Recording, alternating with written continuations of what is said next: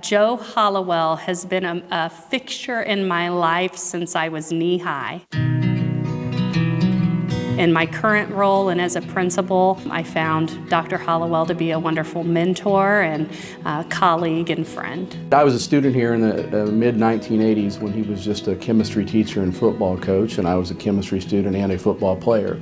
As a chemistry teacher, I'll never forget his passion and intensity with respect to chemistry. I think that's pretty common maybe on the football field, but in the chemistry classroom, I didn't quite understand it, but he just loved that stuff. And it was infectious, and as a student, that really appealed to me. I was part of the search committee that hired him for president. I can still remember him calling me one day, and he said, "Now that I'm president, Mickey, what do I do?" But it was separation of president, principal, and how do you do that? So how do you walk that line? To his credit, he's walked it very well over time. I first met Joe when my oldest son, who is an 18 grad, was in 8th grade, and that was actually our first exposure to Roncalli and the first time I met Joe. Welcoming from the get-go, and instantly felt part of the Roncalli community even before having a child attend. Committed. When you look at Joe and his career, whether it was as a dean of students, as a coach, as a teacher in the classroom, certainly as a principal and a president, he always brought just a die-hard commitment to whatever his task was. Doesn't like to take no for an answer, but for good reason. Always had students' hearts in mind, and just was committed, very dedicated, very committed, very spiritual.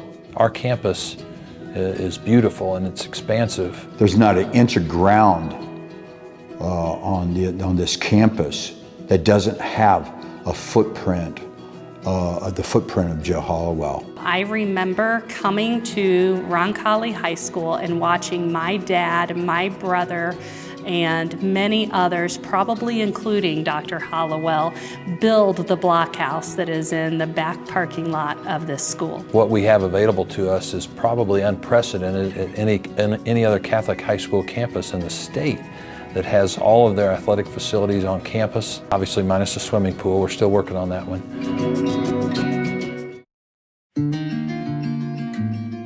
By the time I started middle school, they began having a family of their own, and being the baby of 9, I recognized how incredible it is to come from a large family and the many gifts that come from being in a large family. When we were growing up, my dad would have one day of the year where we were allowed to come to work with him. It was called our special day, and so we would just come follow him around at work and act like we were helping him. And I think he also just did a good job, of making sure that everyone knew that we were just a regular student. I remember also as a freshman one time kind of sneaking out, talking with a friend out in the hall, and my dad saw and just yelled, from the other end of the hall, and get back in class. And so it was just like that good thing of like, yeah, there's not going to be any special treatment here. I don't think anyone in the state of Indiana beats Roncalli academically. I've never known them to. In 1991, he had been named principal for about a couple weeks, and we had our first assembly of the school year in the gym, and we brought everybody in, and there's normally a fair amount of energy at that first assembly because it's August, it's the start of school year, everybody's got a fresh start, and Joe quickly worked that gym into a total frenzy, just a total frenzy with his energy. And I remember it like it was yesterday. He declared that we would have the absolute best high school in the state of Indiana. And I know where I was sitting in the gym at that time, and I just kind of said, wow, I like visions, I like hard work, but man alive, this guy's he may have lost his rocker here. Because he was definitive. He was definitive. We will have the best high school in the state of Indiana. He said, I've always wanted to make sure that Roncalli was as good of a school as it could be for you guys. And so I wanted to wait until I wouldn't leave before Maria, finished. And I had not really thought of that. That one of the reasons he was there was to make sure he wanted to make sure that Roncalli was a great school for us. So he was doing it, like as a father. When I think of Joe Hollowell, I think of the outdoors.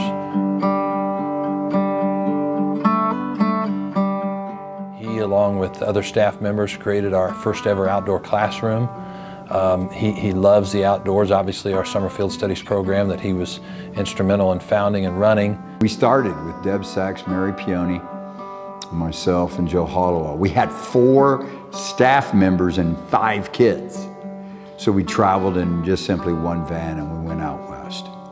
People ask me all the time about what's the appeal of summer field studies, and it's the mountain climbing and the hiking and the rafting and the views and everything that comes with being out west with 120 great people. But if I had to say the best part of summer field studies for me after 31, maybe 32 trips is the opportunity to hear Joe Hollowell talk about God. And it's just a very moving experience. There's charisma there, there's love, there's passion. It's for the kids. You know, sometimes field studies you can find yourself trapped in trying to do the easy thing. I don't want to do the extra hike. The destination isn't really all that impressive. Let's just stop now and turn around. What would Joe Hollowell do? Oh no, he's taking them high. He's going to take them deep. He's going to take them into an adventure. You throw a pebble into a pond and the ripples that just keep going out and out and out. That's the kind of impact he has had through summer field studies. Thousands of little waves that just keep moving out. Thank you, and we love you and are so grateful for everything that you've done for Roncalli, for our family. Congratulations from the Board of Directors, from myself, and a thank you to your dedicated service to both Catholic education and Roncalli, and wish you the very best in your retirement. Joe, good job, faithful servant, well done. Good luck in your retirement. It's been a heck of a 41 years, and so thank you, we love you. Thank you, Dr. Joe Hollowell, for being you. Best wishes to you, Diane, and the Hollowell family as you embark upon this new chapter. May God continue to bless you abundantly. Here's a prayer, and it's called the Prayer of an Anonymous Soldier.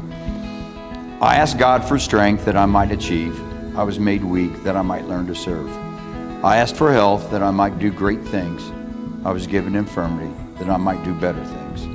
I asked for wealth that I might be happy. I was given poverty that I might be wise. I asked for power that I might earn the praise of men. I was given weakness that I might feel the need of God. I asked for all things that I might enjoy life. I was given life that I might enjoy all things.